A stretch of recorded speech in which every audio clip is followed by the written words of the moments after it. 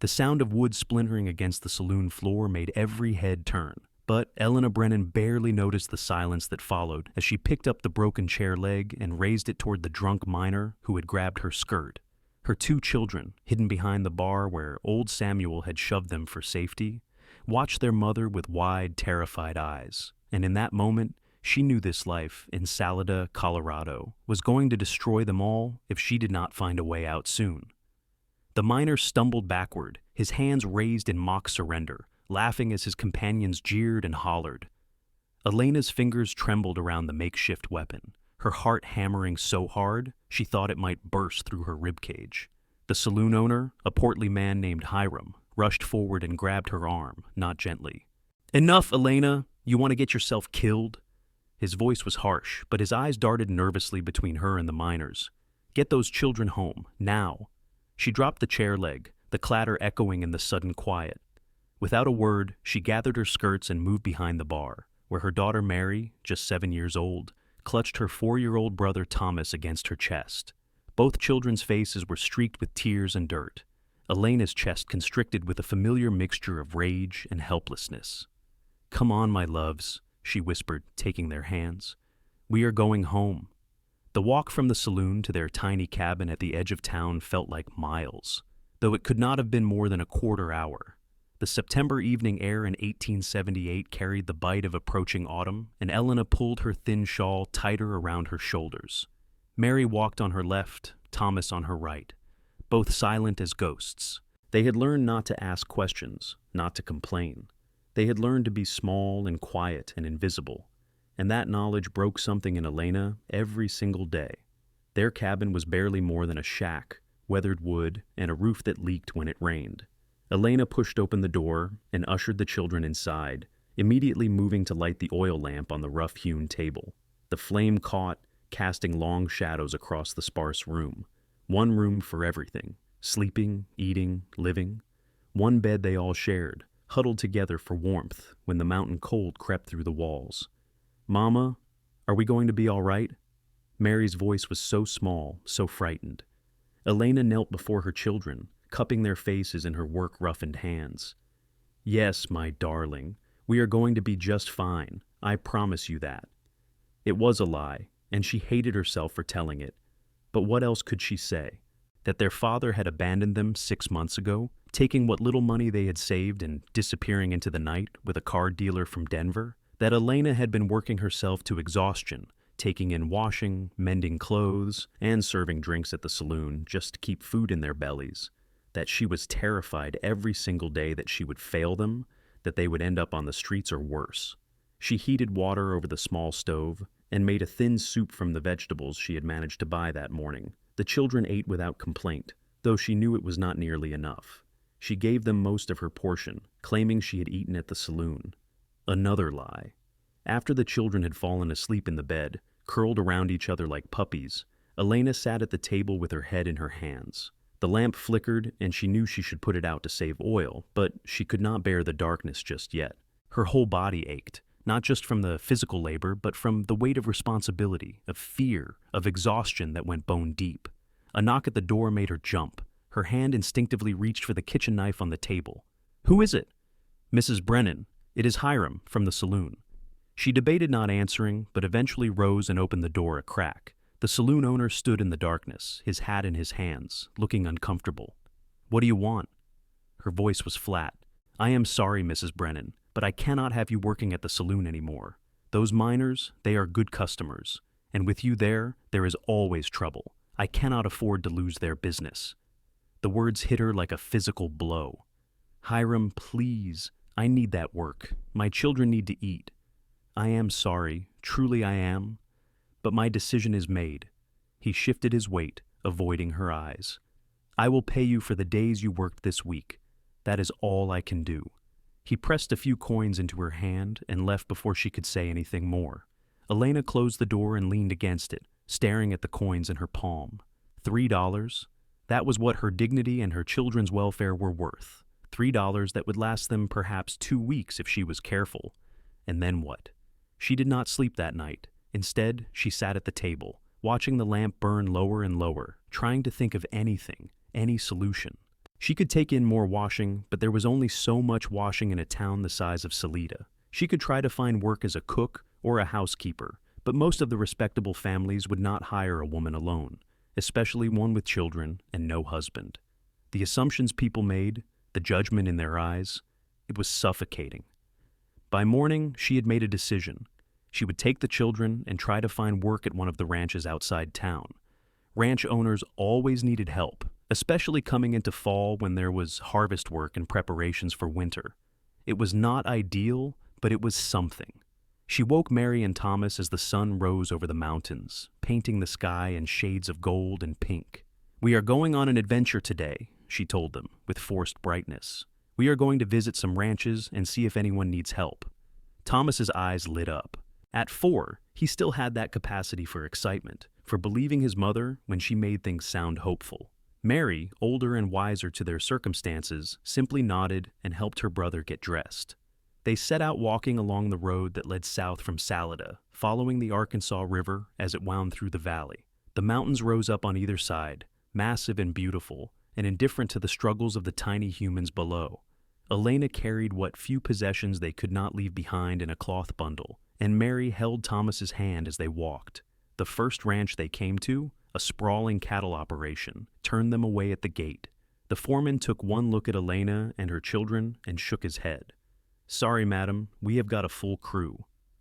The second ranch, smaller but well-maintained, at least let her speak to the owner. He was an older man, weathered and stern, and he listened to her plea with an impassive expression. "I can cook, clean, mend, help with any work you need," Elena said, trying to keep the desperation out of her voice. "My children are well behaved. They would not be any trouble." "Where is your husband, Mrs. Brennan?" The question she had been dreading. "He is gone." "Gone where?" "I do not know. He left us." The rancher's expression hardened. "I run a respectable operation here. I cannot have a woman of questionable character working for me." The injustice of it, the sheer cruel unfairness, made her want to scream. She was the one who had been abandoned, who was trying to do the right thing, and yet she was the one being judged. But she swallowed her anger and simply nodded, taking her children's hands and walking back down the long drive. They tried 3 more ranches that day, walking until Elena's feet were blistered and Thomas had to be carried because he could walk no farther. Every answer was the same: no work, no room, no place for a woman alone with 2 children. By the time the sun was beginning to set, they were miles from town, exhausted and hungry. Elena's carefully maintained optimism had crumbled away, leaving only a hollow despair. She found a spot beneath a cottonwood tree near the river and set down their bundle, her whole body shaking with fatigue. "Mama, I am hungry," Thomas whimpered. She had 1 biscuit left in their bundle, saved from yesterday. She broke it into 3 pieces and gave the children the larger portions, choking down her own tiny piece, though it felt like swallowing dust. "We will rest here tonight," she said softly. "Tomorrow we will figure something out." Mary looked at her with those 2 old eyes. "Where will we sleep?" "Right here, under the stars. It will be an adventure, remember?" But her voice cracked on the last word, and Mary's expression showed she was not fooled. As darkness fell, Elena wrapped her children in her shawl and held them close, all 3 of them lying on the hard ground beneath the tree. The temperature dropped quickly as it always did in the mountains, and she felt Thomas shivering against her. She sang to them softly, old songs her own mother had sung to her, and eventually they drifted into uneasy sleep. Elena lay awake, staring up at the countless stars scattered across the black sky. She had never felt so small, so powerless, so completely lost. What kind of mother was she, sleeping on the ground with her children? No food, no money, no prospects. The tears came then, silent and hot, streaming down her temples into her hair. She must have eventually dozed because she woke to the sound of hoofbeats. Her eyes snapped open to find the sky lightening with dawn and a rider approaching along the road. Elena sat up quickly, instinctively pulling her children closer. The rider slowed as he drew near, and she could make out more details in the growing light. He was tall, broad-shouldered, sitting his horse with the easy confidence of someone who had been born in the saddle. Dark hair showed beneath his worn hat, and even from a distance she could see the way he was assessing the situation. A woman and 2 small children, clearly having spent the night outdoors, clearly in trouble. The rider pulled his horse to a stop, a respectful distance away, and dismounted. As he walked closer, Elena got her first good look at him. He was younger than she had initially thought, probably in his late 20s, with a weathered face that spoke of years working outdoors and green eyes that held a surprising gentleness. "Morning, madam," he said, his voice low and measured. "Are you folks all right?" Elena's pride warred with her desperation. "We are fine, thank you." He glanced at the children, still sleeping, then back at her. His expression was skeptical, but not unkind. "Forgive me for saying so, madam, but you do not look fine. You look like you have been traveling hard, and those children need a hot meal and a proper bed. We are managing. I am sure you are." He crouched down, bringing himself to her eye level, and she noticed he was careful to maintain a respectful distance. "My name is Kenneth Barrett. I run a ranch about 3 miles south of here. I am heading into Salida for supplies, but I will be coming back this way in a few hours. If you and your children need help, I would be happy to offer it." "We do not need charity," Elena said, though the words sounded hollow even to her own ears. Kenneth studied her for a long moment. "Did not figure you for the type to want charity. I am talking about work, if you are willing. My housekeeper passed on 2 months back, and the place has been falling apart without her. I need someone who can cook, keep the house, help manage things, room and board included, and fair wages on top of that." It sounded too good to be true, which meant it probably was. "Why would you offer work to someone you just met on the side of the road?" He stood, brushing dust from his knees. "Because I recognize desperation when I see it, and because I do not believe in turning away folks who need help. Also, because I genuinely do need a housekeeper, and you look like someone who is not afraid of hard work." He paused. "But I understand if you do not trust me. That is wise, actually. Tell you what, why do not you come into town with me? You can ask around about me, make sure I'm not some kind of villain. Then, if you are satisfied, you can ride back to the ranch with me and see the place. If you do not like it, I will bring you back to town, no questions asked." Mary stirred and opened her eyes, looking up at the stranger with fear and confusion. Elena stroked her daughter's hair soothingly. "It is all right, sweetheart." Kenneth took a step back, giving them space. "I will wait over by my horse while you think it over, but I would like to get moving soon. Those children need breakfast." He walked back to his horse and stood there, ostensibly checking his saddle, but she could tell he was giving them privacy to discuss. Mary sat up fully now, and Thomas woke a moment later, rubbing his eyes. "Who is that man?" Mary whispered. "He says his name is Kenneth Barrett. He has offered us work at his ranch." "Are we going to take it?" Elena looked at her daughter's pinched, hungry face, at Thomas's wide eyes, and knew she did not really have a choice. They could not survive on the road. They could not go back to Salida with no prospects. This stranger's offer might be their only chance. "Yes," she said quietly. "We are going to take it." She stood, brushing dirt and leaves from her skirt, and walked over to where Kenneth waited. "We accept your offer, Mr. Barrett, but I would like to ask about you in town, as you suggested." He nodded, a small smile touching his lips. "Fair enough. Can the little ones ride?" "They have never been on a horse." "Well, then this will be a first." He led his horse closer. "What are your names?" "I am Elena Brennan. This is my daughter Mary and my son Thomas." "Pleased to meet you all." He looked at the children. "How would you two like to ride on a real horse?" Thomas's face lit up with excitement, while Mary looked uncertain. Kenneth lifted Thomas up onto the saddle with ease, then carefully helped Mary up behind her brother. "Hold on to your brother, Mary. I will lead the horse, so you will be perfectly safe." Then he turned to Elena. "Mrs. Brennan, if you are ready." They began walking towards Salida, Kenneth leading the horse with the children riding and Elena walking beside him. The morning was cool and clear, and despite her exhaustion and worry, Elena felt a tiny spark of something that might have been hope. "How long have you been on the road?" Kenneth asked, after they had walked in silence for a while. "Just since yesterday.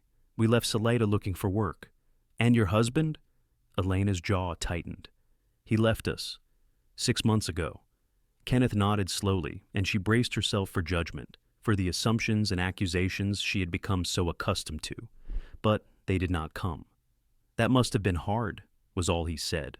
The simple acknowledgement, the lack of blame or prying questions, caught her off guard. It has been difficult, yes.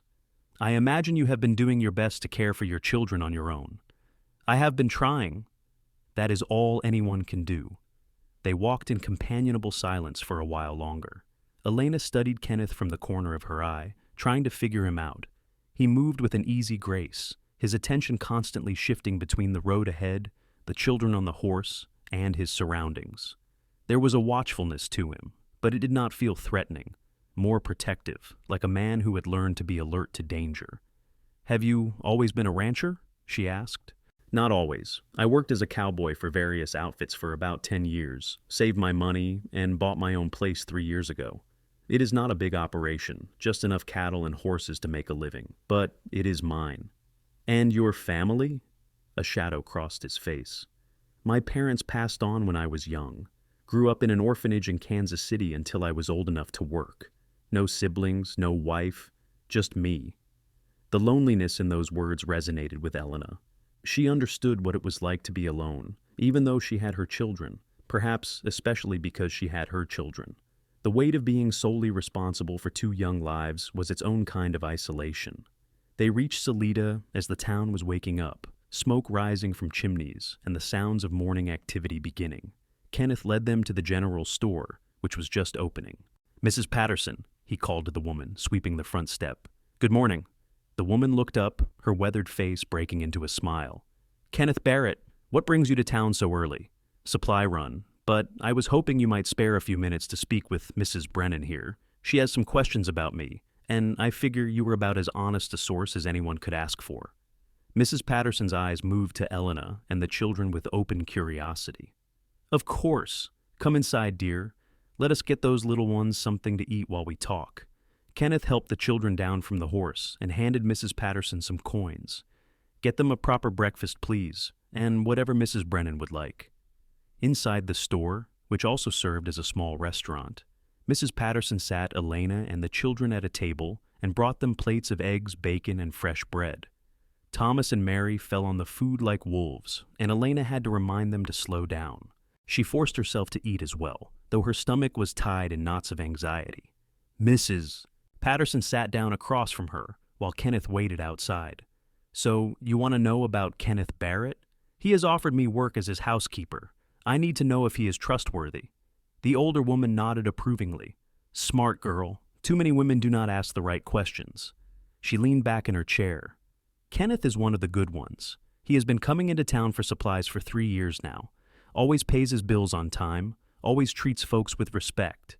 He had a housekeeper, old Mrs. Calloway, and he took care of her like she was his own grandmother. When she died, he paid for her funeral himself, even though she had no family to reimburse him. What about his character? Is he a drinking man? A gambling man? I have never seen him drunk, though he will have a beer now and then. No gambling that I know of. He keeps to himself mostly, works hard. Some of the single women in town have tried to catch his attention, but he is always polite and nothing more." Mrs. Patterson leaned forward. "What happened to your husband, if you do not mind me asking?" Elena's throat tightened. "He left us. He took our savings and ran off with another woman." The older woman's expression softened with sympathy. "I am sorry, dear. That is a hard road to walk. But if Kenneth is offering you honest work, I would take it. He will treat you fair. I can promise you that." Elena felt some of the tension leave her shoulders. "Thank you, Mrs. Patterson. That means a great deal." After the children had finished eating, Elena went outside to find Kenneth loading supplies into a wagon she had not noticed before. He looked up as she approached. "Mrs. Patterson had good things to say about you," Elena said. "She is a kind woman, probably kinder than I deserve." He secured the last bag and turned to face her fully. "So, what do you think? Would you like to come see the ranch?" Elena looked back through the store window at her children, who were finishing the last of their breakfast with happy, full bellies.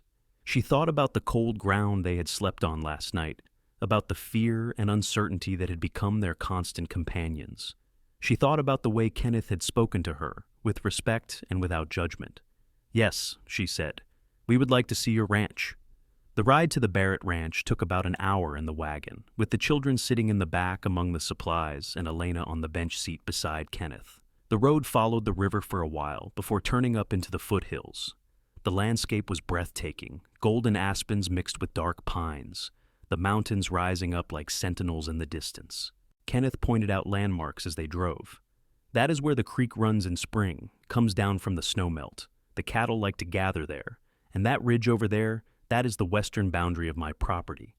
How much land do you have? Elena asked. About 500 acres. Not huge, but enough for a decent herd and some horses. I run about 200 head of cattle, and maybe 20 horses.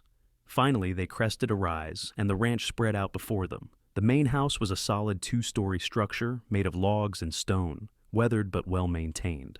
A large barn stood nearby, along with several outbuildings and a corral where horses grazed peacefully. Mountains rose up behind it all, providing a dramatic backdrop. "It is beautiful," Elena breathed. Kenneth looked pleased. "It needs work, but it has good bones. Come on, let me show you the house." He helped Elena and the children down from the wagon and led them to the front door. Inside, the house was spacious, but clearly showed signs of neglect. Dust covered every surface. Dishes were piled in the kitchen, and the floors had not been swept in weeks. But the structure itself was sound, with a large main room featuring a stone fireplace, a kitchen with a good stove, and what appeared to be several bedrooms upstairs. "I know it is a mess," Kenneth said, looking embarrassed. "I have been trying to keep up with it, but between the ranch work and everything else, I have not had time. Mrs. Calloway kept it beautiful." Elena walked through the rooms, her mind already cataloging what needed to be done. It was a lot of work, but it was honest work, and the house itself was more than she had dared to hope for. "The bedroom at the end of the hall upstairs, that was Mrs. Calloway's," Kenneth said. "It has a big bed and plenty of space. You and your children could have that room.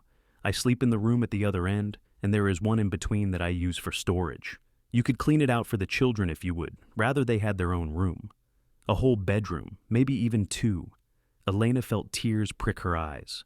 It had been so long since they had had any kind of real home. "The wages are $15 a month, plus room and board," Kenneth continued. "You would be responsible for cooking, cleaning, laundry, and helping me keep the household accounts. If you need anything for the children, we can work it out of your wages, or I can advance you money, whatever works best. $15 a month, plus a roof over their heads and food." It was more than Elena had dared to hope for. "That is very generous, Mr. Barrett." "It is fair," he corrected gently. "You will be working hard for it. And please, call me Kenneth. Mr. Barrett makes me feel old." She smiled despite herself. "Only if you call me Elena." "Deal." He held out his hand, and she shook it, his grip firm but careful. "When can you start?" "Right now, if that suits you." Kenneth's face broke into a genuine smile, transforming his serious features into something warmer, more open. "That suits me just fine." The rest of that first day passed in a blur of activity. Kenneth brought in their meager bundle of possessions and showed Elena where everything in the house was kept. She started with the kitchen, scrubbing dishes and surfaces while the children explored the house with wondering eyes. Kenneth worked outside, tending to the horses and checking on the cattle, but he came in regularly to check if she needed anything. By evening, Elena had managed to prepare a simple but hearty meal of stew and biscuits. Kenneth ate with obvious appreciation, complimenting her cooking in a way that made her feel proud of her skills for the first time in months. The children were animated and happy, full bellies and warm surroundings working magic on their spirits. After dinner, Kenneth excused himself to do evening chores. Elena cleaned up the kitchen, then took the children upstairs to explore their new bedroom. It was spacious and clean, with a large bed covered in a faded but beautiful quilt, a dresser, and even a small desk by the window. "Is this really ours, Mama?" Mary asked, running her hand over the quilt reverently. "Yes, sweetheart. This is our room." Thomas was already bouncing on the bed, his laughter ringing out. Elena could not remember the last time she had heard him laugh like that. She sat down on the edge of the bed and pulled both children into her arms, holding them tight. "We are going to be all right," she whispered, and this time it did not feel like a lie. Over the following weeks, a routine established itself. Elena woke before dawn to start breakfast, then spent her days cleaning, cooking, and managing the household. Kenneth worked the ranch from sunup to sundown, often coming in exhausted and dusty. They settled into an easy partnership, both working hard toward their respective responsibilities. The children thrived in the open space and security. Mary helped Elena with small tasks, learning to bake and clean. Thomas played in the yard, watching Kenneth work with the horses and asking endless questions. Elena noticed how patient Kenneth was with her son, always taking time to explain what he was doing, never showing irritation at the constant interruptions. One evening in late October, Kenneth came in to find Elena struggling to reach a high shelf in the pantry. He stepped up behind her without a word, his arm extending over her shoulder to grab the jar she had been reaching for. Elena froze, suddenly very aware of his closeness, the warmth radiating from his body, the smell of leather and horses, and something uniquely him. "Thank you," she said softly as he stepped back. And was that a slight flush on his weathered cheeks? "Any time," he replied, his voice rougher than usual. The moment passed, but something had shifted. Elena found herself noticing things about Kenneth she had not paid attention to before. The way his eyes crinkled when he smiled, the careful gentleness of his hands despite their strength, the sound of his voice when he came in from work, calling out a greeting, the way he always made sure the children were warm enough at night, stoking the fires in their rooms before he went to bed. One cold November morning, Elena woke to find snow falling outside the window. She hurried downstairs to start breakfast, only to find Kenneth already in the kitchen, coffee made and the fire roaring. "Morning," he said, looking up from the eggs he was frying. "Figured you might sleep in a bit. You have been working hard." Elena stood in the doorway, touched by the gesture. "You did not have to do this." "I know, but I wanted to." He plated the eggs and poured her a cup of coffee. "Sit down. Let someone take care of you for a change." She sat, wrapping her hands around the warm mug, watching him move around the kitchen with surprising competence. When he set a plate in front of her and sat down across the table, she felt a warmth in her chest that had nothing to do with the coffee. "Kenneth, can I ask you something?" "Of course." "Why did you help us that morning on the road? You did not know us. We could have been anyone." He was quiet for a moment, staring into his own coffee. "I told you I grew up in an orphanage. What I did not tell you is that I remember what it is like to be desperate, to be at the mercy of others' kindness or lack of it. I remember being hungry and cold and scared." He looked up, meeting her eyes. "When I saw you and those children, I saw myself, and I thought, if I could help, if I could make things even a little bit easier, then I should, because too many people did not help when I needed it, and I do not want to be that kind of person." Elena felt tears sting her eyes. "You are a good man, Kenneth Barrett." "I am just a man, Elena, trying to do right when I can." The children came thundering down the stairs then, excited about the snow, and the moment broke. But Elena carried the warmth of that conversation with her all day, and she caught Kenneth watching her with soft eyes more than once. As winter settled in over the Colorado mountains, life at the Barrett Ranch took on a different rhythm. Snow blanketed the valley, and the work became about survival and maintenance rather than growth. Kenneth spent long hours ensuring the cattle had food and water, breaking ice on the streams, checking fences. Elena kept the house warm and welcoming, cooking hearty meals and making sure everyone stayed healthy through the cold months. One evening in December, after the children had gone to bed, Elena sat by the fire mending one of Kenneth's shirts. He sat across from her, working on repairing a bridle, and they talked quietly about nothing in particular. These evening hours had become Elena's favorite part of the day, when the work was done, and they could just exist in each other's company. "Elena," Kenneth said suddenly, his hands stilling on the leather, "can I ask you something personal?" She looked up, surprised by the serious tone. "Yes." "Your husband. Do you still love him?" The question caught her off guard. She set down the mending and thought carefully about her answer. "No," she said finally. "I do not think I ever really loved him, if I am being honest. I married him because I thought I was supposed to, because he seemed stable and reliable, and I wanted security. But he was never kind, not really. He was never cruel either, just indifferent. And when things got hard, when we had children and money was tight, that indifference turned to resentment. He left because he did not care enough to stay, and I am angry about what he did to us, but I do not miss him. Is that terrible?" "No," Kenneth said quietly. "It is honest, and you deserve better than indifference. What about you? You said you have never been married. Has there ever been anyone?" He smiled ruefully. "There was a girl once, when I was young and working a ranch down in New Mexico. She was the rancher's daughter, beautiful and spirited. I thought I loved her. Might have, actually, but her father had bigger plans for her than a cowboy with no prospects. He sent her east to school, and she married a banker. I heard about it in a letter. Did it break your heart? For a while, yes. But looking back now, I think it was more pride than heartbreak. We were young and did not really know each other that well. It was not real love, just the idea of it. What do you think real love is? Elena asked, surprising herself with her boldness. Kenneth looked at her across the firelight, his green eyes intense. I think real love is what I see you do for your children every day. The sacrifice and the worry and the fierce protection. I think it is showing up day after day, doing the hard work, being patient and kind even when you are exhausted. I think it is seeing someone's flaws and struggles and choosing them anyway. Elena's heart was beating too fast. That is a beautiful answer. What do you think it is? She took a breath. I think it is feeling safe enough to be yourself. I think it is trust and respect built over time.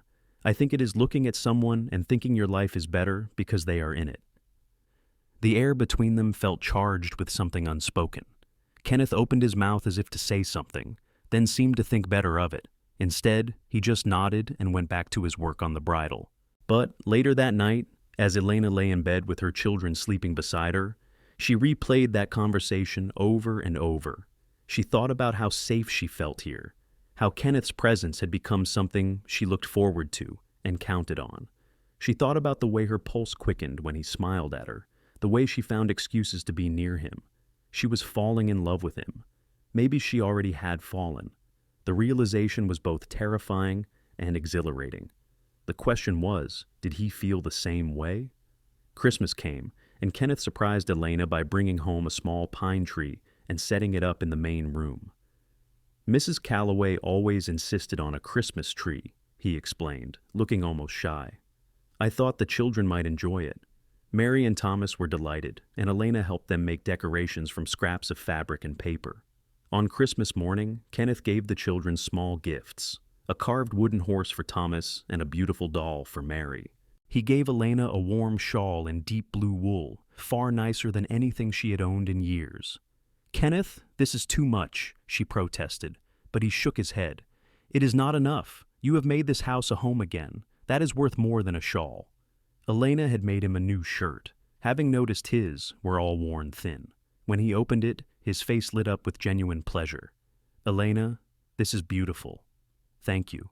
That evening, after the children had finally worn themselves out and gone to bed, Elena and Kenneth sat by the fire again. The house was warm and peaceful, the tree glowing with candlelight. This is the best Christmas I have had in a long time, Kenneth said softly. Maybe ever. For me too, Elena agreed. Then, gathering her courage, she added, You have given me and my children so much more than just a job and a place to stay. You have given us hope. You have given us a real home. I do not know how to thank you. Kenneth turned to look at her, and the expression on his face made her breath catch. You do not need to thank me. Having you here, watching those children laugh and play, seeing you smile instead of looking so worried all the time, that is all the thanks I need. Kenneth, I need to tell you something. He waited, patient as always, his full attention on her. These past months have been the happiest of my life, not because of the house or the security, though those things matter, but because of you, because of your kindness and your patience and the way you treat me and my children. Because when I am with you, I feel like the person I was always meant to be. I feel like I finally found where I belong. Elena, he said, his voice rough with emotion, I need to be honest with you. From that first morning, when I saw you under the cottonwood tree, fierce and protective of your children, even though you were clearly at the end of your rope, I felt something. And every day since then, that feeling has grown stronger. I love the way you hum while you cook. I love the way you read to the children at night. I love your strength and your determination and your huge heart. I love watching you be a mother. I love the way you look at me sometimes when you think I am not paying attention. He reached out and took her hand, his calloused fingers gentle against her Warwick roughened skin. I am falling in love with you, Elena. Actually, I think I already have fallen. Tears streamed down Elena's face, but they were tears of joy. I love you too. I think I have loved you for weeks now, maybe longer. Kenneth moved from his chair to kneel beside hers, still holding her hand. I know it has not been that long. I know people will talk. I know you might not be ready, but I need you to know that I want this to be permanent. I want you to be my wife, not my housekeeper. I want to be a father to those children. I want us to be a real family. Kenneth, are you proposing to me? I am trying to, though I am making a mess of it. Elena Brennan, will you marry me? Will you let me spend the rest of my life loving you and protecting you and those children? Will you give me the honor of calling you my wife? Elena cupped his face in her hands, looking into his eyes and seeing nothing but sincerity and love. Yes, yes, I will marry you. He surged forward and kissed her then, gentle and sweet and full of promise. Elena melted into him, her hands sliding into his hair, feeling like she was finally coming home. When they pulled apart, both breathless, Kenneth rested his forehead against hers. I will make you happy. I promise you that. You already have, she whispered. They told the children the next morning over breakfast. Mary looked confused at first, then hopeful. Does that mean we get to stay forever? Forever and ever, Kenneth confirmed, ruffling her hair. And it means I get to be your father, if you will have me. But what about our real father? Thomas asked, his young face troubled. Kenneth knelt down to the boy's level. Your father will always be your father by blood, and that is important. But he is not here, and I am. I want to take care of you and your mother and your sister. I want to teach you things and protect you and love you. Would that be all right? Thomas thought about it seriously, then nodded. I think I would like that. Can I call you Papa? Kenneth's eyes filled with tears. I would be honored. Mary climbed into Kenneth's lap and hugged him tight. I am glad Mama found you. I am glad I found all of you, Kenneth said, his voice thick with emotion. They were married 2 weeks later in a simple ceremony in Salida, with Mrs. Patterson and a few of the townspeople in attendance. Elena wore a new dress that Kenneth had insisted on buying for her, a beautiful cream-colored wool that made her feel like a bride for the first time in her life. Kenneth wore his best suit, and the children wore new clothes as well, looking scrubbed and happy. When the Reverend asked Kenneth if he took Elena as his lawfully wedded wife, his I do rang out clear and strong. And when Elena repeated those words, she meant them with every fiber of her being. At the celebration afterward at Mrs. Patterson's restaurant, several of the townspeople came up to congratulate them. A few looked skeptical, clearly judging the quickness of the marriage, but Elena found she did not care. She was too happy to let others' opinions bother her. Mrs. Patterson pulled her aside at one point. I am happy for you, dear. Kenneth is a good man, and you deserve happiness after what you have been through. Thank you for everything. If you had not vouched for him that first day, I might not have taken the chance. The older woman patted her hand. I think you would have. I think you were meant to find each other. The ride back to the ranch as a married couple felt different, special. Kenneth drove the wagon with one arm around Elena's shoulders, pulling her close against the cold. The children chattered excitedly in the back, making plans for all the things they would do now that they were a real family. That night, after the children were asleep, Kenneth carried Elena over the threshold of their bedroom, the one at the far end of the hall that had been his alone. It was strange and wonderful to be here as his wife, to know that this was where she belonged now. He set her down gently and cupped her face in his hands. Are you sure about this? About me? About all of it? I have never been more sure of anything, she said firmly. Kenneth, you saved us. You gave us a home when we had nowhere to go. But more than that, you gave us love.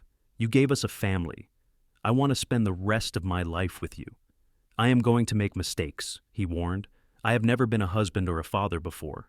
I do not know what I am doing. Neither do I. We will figure it out together. He kissed her then, deeper and more passionate than before, and Elena gave herself over to the joy of being loved and wanted and chosen. The months that followed were the happiest Elena had ever known. Winter gradually gave way to spring, and the ranch came alive with new growth and activity. Kenneth began teaching Mary and Thomas to ride, patient and encouraging as they learned. Elena watched from the kitchen window as her children laughed and played, growing confident and healthy and secure.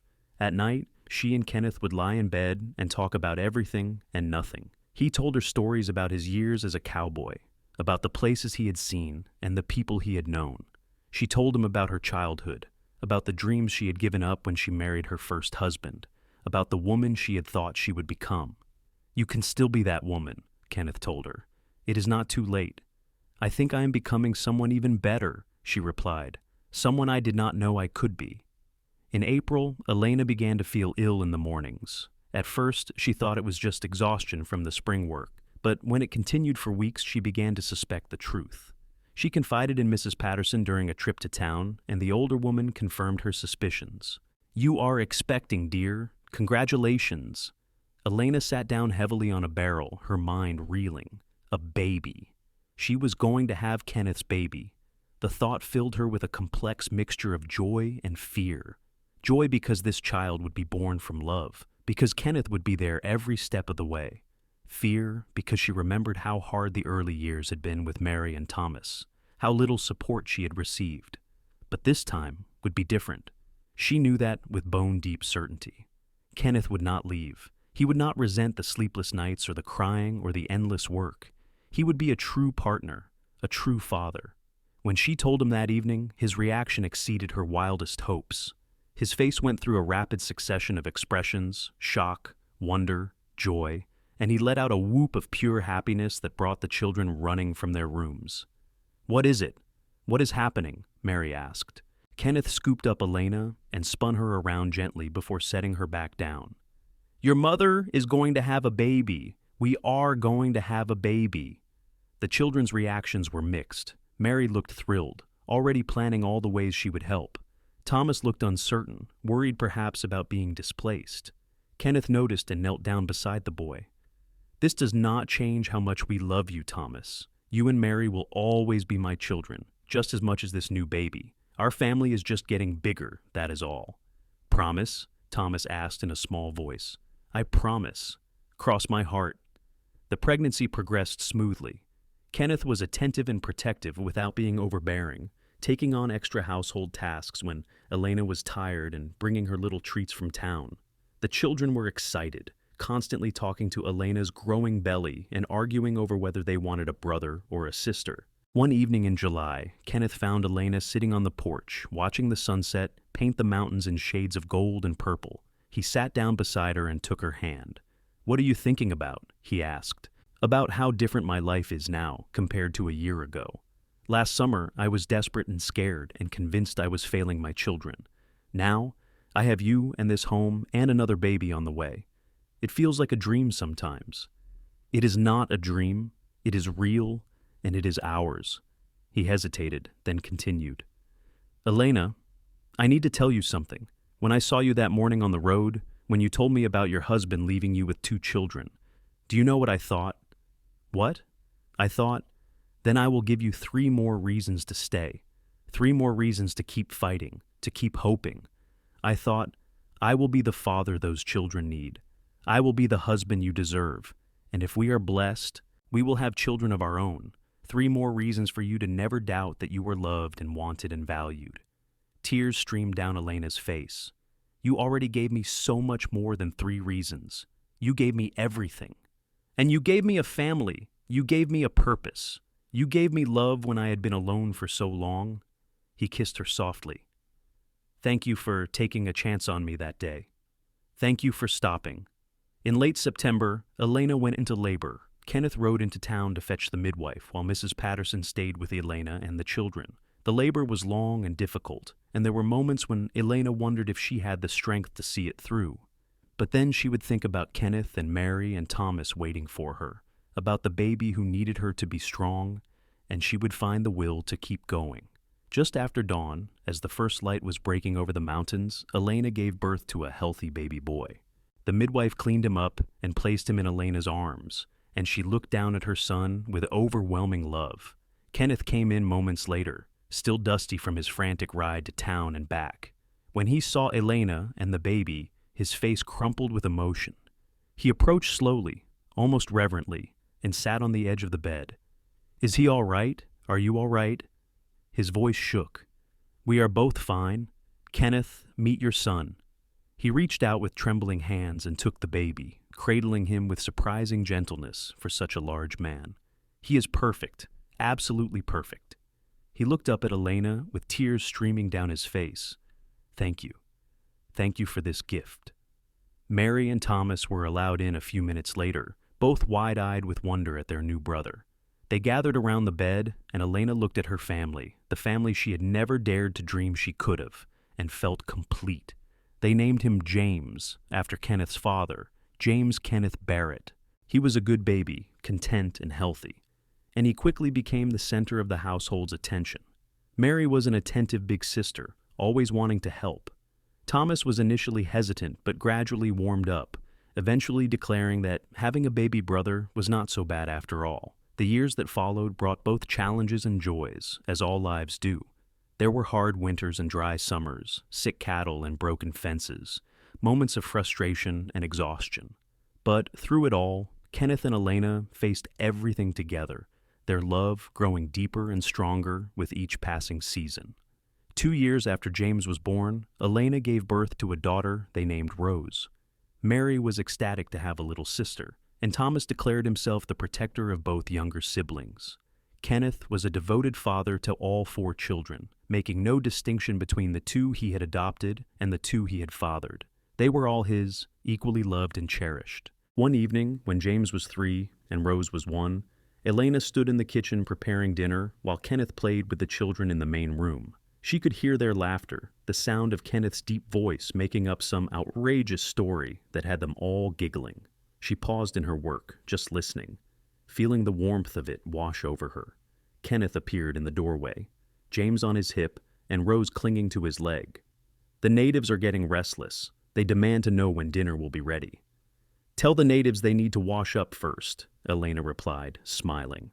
Kenneth set James down and sent all 4 children upstairs to wash with Mary in charge. Then he crossed to Elena and pulled her into his arms, swaying gently as if to music only they could hear. "Have I told you today that I love you?" he murmured. "Once or twice, but I never get tired of hearing it. I love you, Elena Barrett, more than I thought it was possible to love someone. You made my life complete. You saved me," she said softly. "You and the children. You saved me from a life of desperation and fear. You gave me hope when I had none left." "We saved each other," Kenneth corrected, "and we built something beautiful together. This family, this life, it is everything I ever wanted, and more than I ever dreamed I could have." The children came thundering back downstairs then, demanding dinner and attention. Elena and Kenneth moved apart, sharing a smile full of love and understanding. The following spring brought unexpected visitors to the ranch. Elena was hanging laundry when she saw a rider approaching from town. As he got closer, her breath caught in her throat. She knew that silhouette, that particular way of sitting a horse. It was her former husband, Jack Brennan. Elena's hands clenched on the wet sheet she had been hanging. She had not seen or heard from Jack in over 3 years, not since that night he had disappeared with their savings. What could he possibly want now? Kenneth emerged from the barn, saw the rider, and immediately moved to stand beside Elena. He did not touch her, but his presence was protective and solid. Jack dismounted and approached slowly, looking between them with an expression that might have been uncertainty or calculation. He had aged, Elena noticed. His face was more lined, his eyes harder. "Elena," he said, "you are looking well. What are you doing here, Jack?" "I came to see my children." Kenneth stiffened beside her. "Your children? You walked out on them over 3 years ago. You do not get to call them yours." Jack's eyes narrowed. "And who are you?" "Kenneth Barrett, Elena's husband, and those children's father. You cannot replace me. I am their blood." "Blood means nothing without love and commitment," Kenneth said flatly. "I have been raising those children, feeding them, protecting them, loving them while you were off doing God knows what. So, yes, I am their father in every way that matters." Jack's face flushed with anger. "I have rights. They are my children." "You gave up those rights when you abandoned them," Elena said, finding her voice. It was steadier than she felt. "Jack, why are you really here? You did not care about them then. Why do you care now?" Jack had the grace to look uncomfortable. "I heard you married a rancher. Figured you must be doing all right now. I thought maybe we could work something out. I need some money to start over, and it seems like you have plenty here." The sheer audacity of it left Elena speechless. Kenneth, however, stepped forward, his face hard as granite. "Let me make something very clear. You will not get a single cent from us. You will not see those children. You will not come back here again. And if you try, if you make any attempt to disrupt this family, I will ensure every lawman in the territory knows what you are trying to do. Now, get on your horse and leave." "You cannot keep me from my own children," Jack blustered, but there was uncertainty in his voice now. "Watch me," Kenneth said quietly, and something in his tone made Jack step back. Elena moved closer to Kenneth, drawing strength from him. "Jack, you made your choice 3 years ago. You chose to leave us, to take what little we had and abandon us to poverty. I will not let you hurt these children again. They have a father now, a real one who loves them. You are not part of this family anymore." Jack looked at her for a long moment, and she saw the exact moment he realized he was not going to win this fight. His expression turned ugly. "You were always cold anyway. No wonder I left." "Get out," Kenneth said, his voice like steel. "Now." Jack mounted his horse and rode off without another word. Elena watched him go, feeling Kenneth's arm come around her shoulders. She was shaking, she realized, with anger, with fear, with relief that it was over. "Are you all right?" Kenneth asked softly. "I think so. Kenneth, what if he comes back? What if he tries to take the children?" "He will not. Men like that, they are bullies and cowards. He saw that we will fight for our family, and he will not want that trouble." He turned her to face him, his hands gentle on her shoulders. "But if he does try, we will handle it together. I will not let anyone hurt you or the children. I promise you that."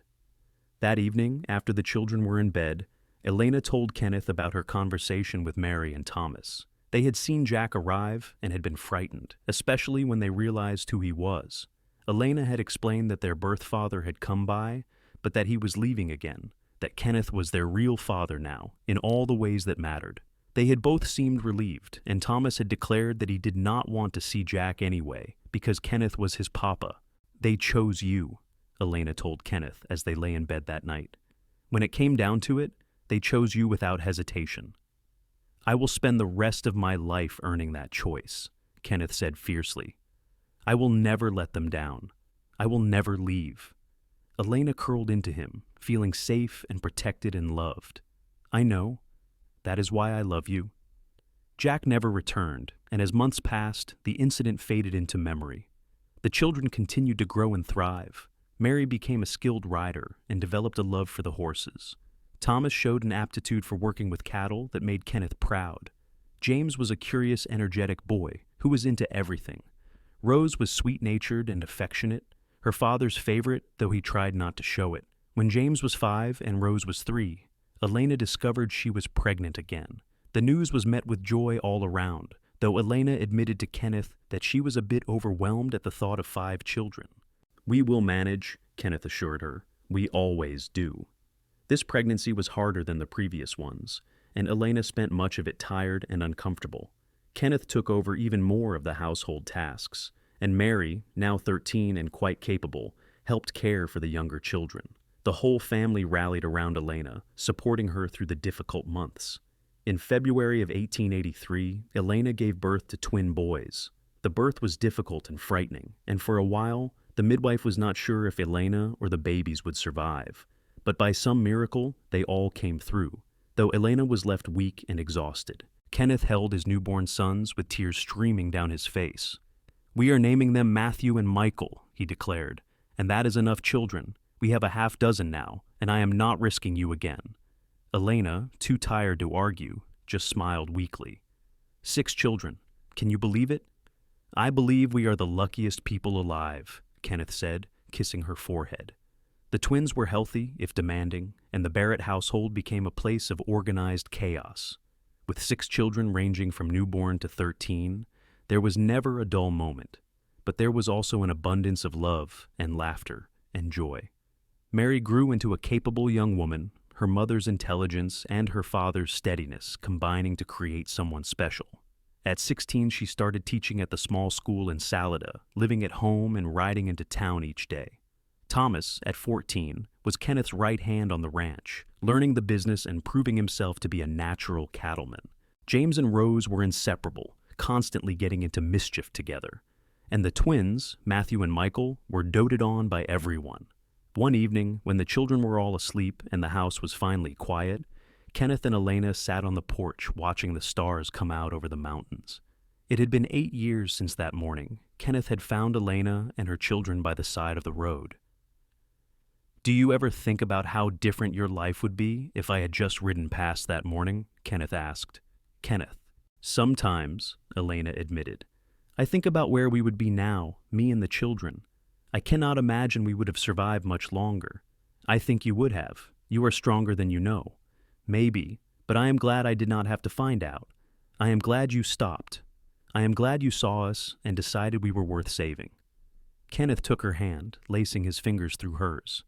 "You saved me too, you know. I was so lonely before you came. I had convinced myself I was fine alone, that I did not need anyone.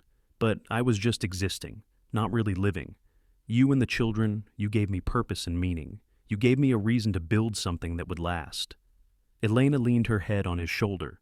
"We built it together.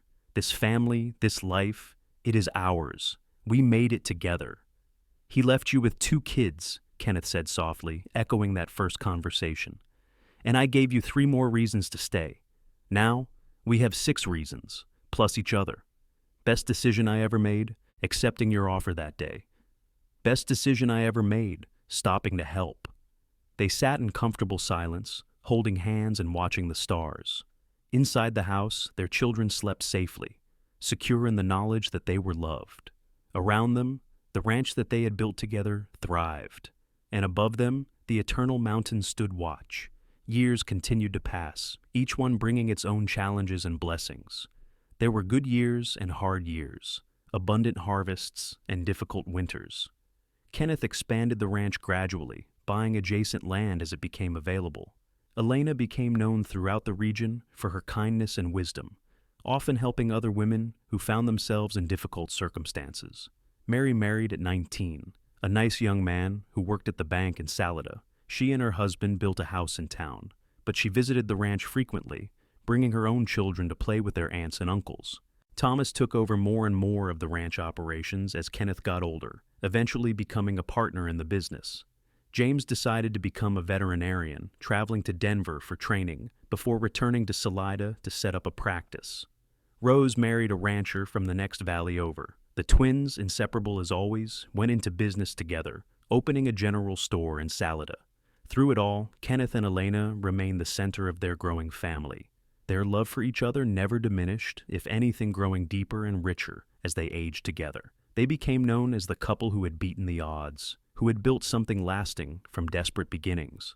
On their 20th wedding anniversary, their children threw them a celebration at the ranch. All 6 children were there with their families, along with grandchildren, friends, and neighbors from throughout the region. Mrs. Patterson, now quite elderly but still sharp as a tack, gave a toast.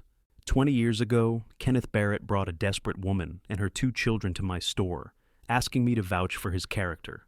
I told Elena then that Kenneth was one of the good ones, and I have never spoken truer words.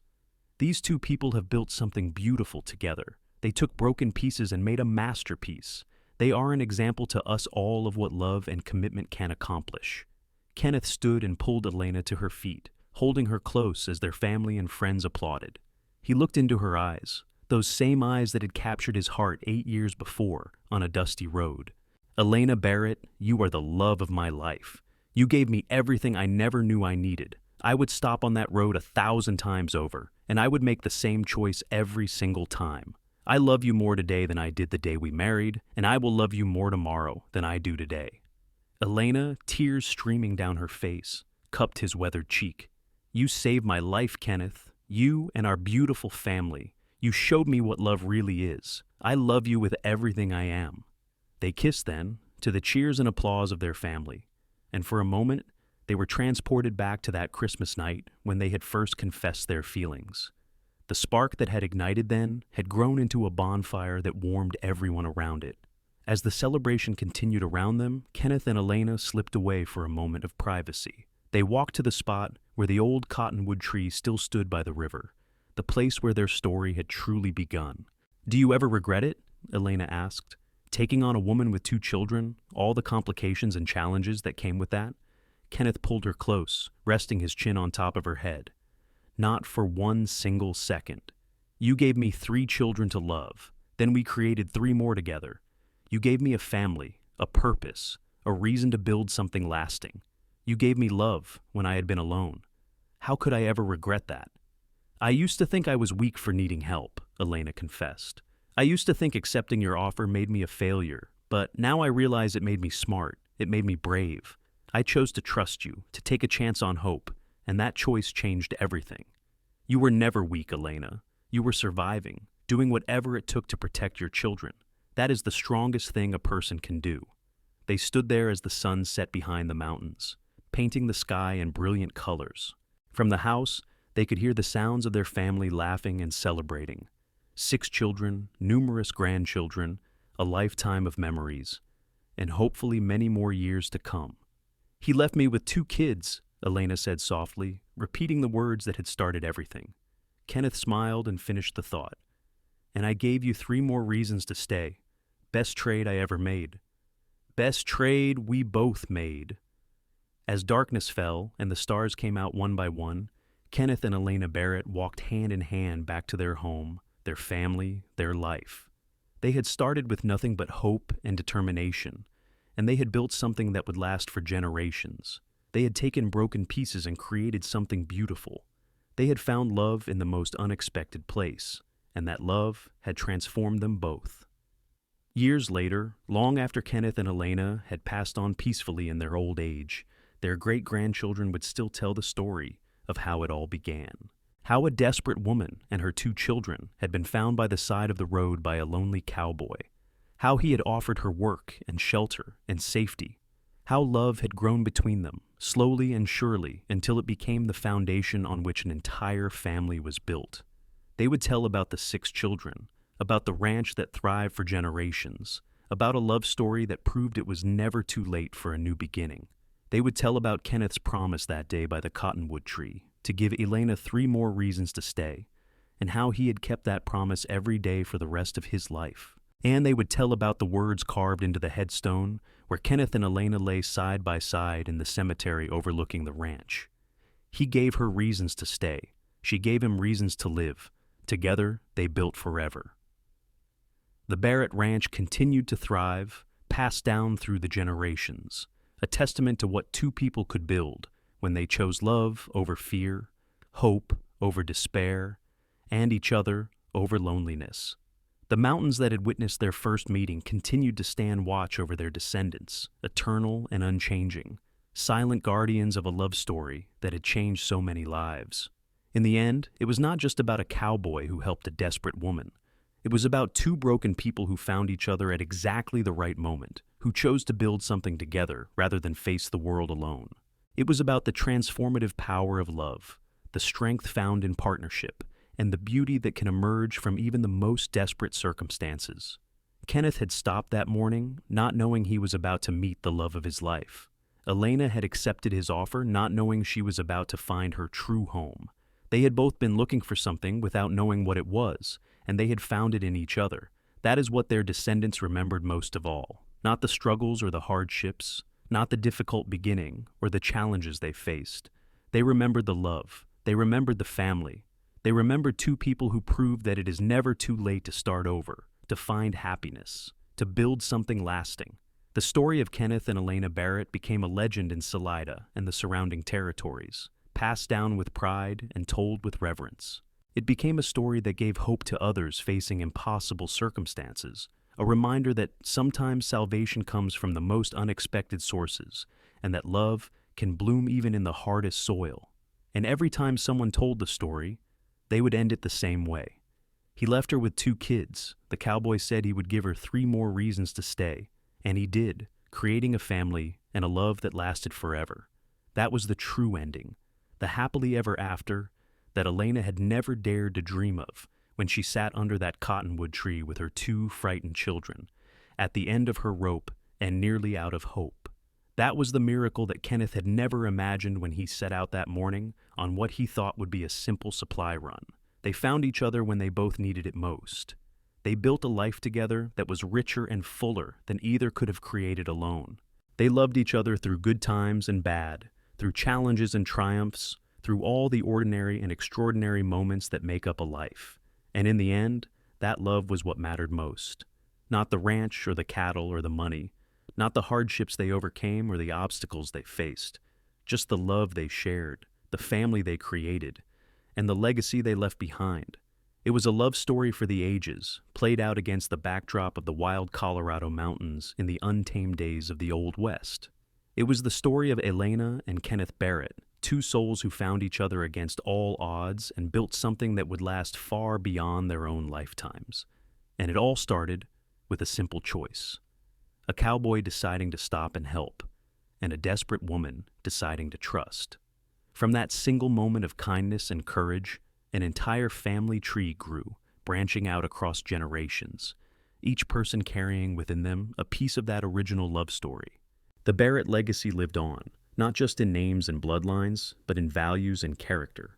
The children and grandchildren and great-grandchildren learned from Kenneth and Elena's example what it meant to love unconditionally, to work hard, to never give up hope, to help those in need, and to build something lasting together. That was the true gift that Kenneth and Elena gave to their descendants. Not land or money or material wealth, but the example of what two people could accomplish when they chose each other, when they committed fully, when they loved without reservation. Their story had a perfect ending, the kind that could only come from a lifetime of love and partnership. They died within months of each other, surrounded by family, their hands clasped together even at the end. They were buried on a hilltop overlooking the ranch they had built together, beneath the vast Colorado sky they had both loved. And there they remained, together in death as they had been in life, their love story complete, their legacy secure, their family thriving. It was the ending they both deserved, the happily ever after that had seemed so impossible that morning by the cottonwood tree. The Barrett Ranch stood for generations as a monument to their love, every fence post and barn board a testament to what they had built together. And every person who heard their story walked away believing a little more in the power of love, the possibility of redemption, and the truth that it is never too late for a new beginning. That was the real magic of Kenneth and Elena's story. It gave people hope.